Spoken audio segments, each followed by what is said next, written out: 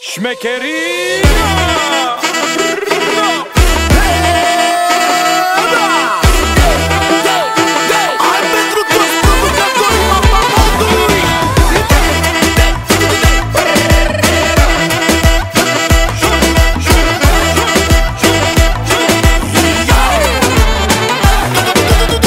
Дрехите ми от Париж, само класа и престиж. По света всяка врата e за мен otvorena. Eu am porțile deschise, n-am nevoie nici de vize. Nicăieri nu-ți căută, nu trebuie să fug, să scap.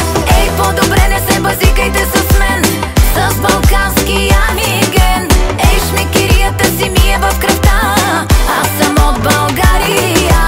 Ai, lasă, lasă, lasă vrăjeala de tu, cu mine știi că nu e loc. Ai, lasă, lasă, lasă vrăjeala de tu, să vrei să-ți arăt ce pot.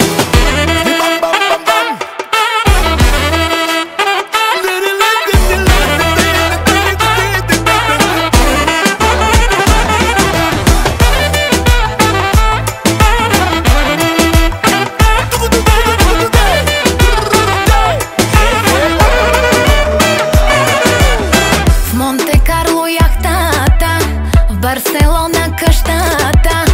Няма виза и паспорт, движа се с VIP ескорт. Am frat și în Italia, casa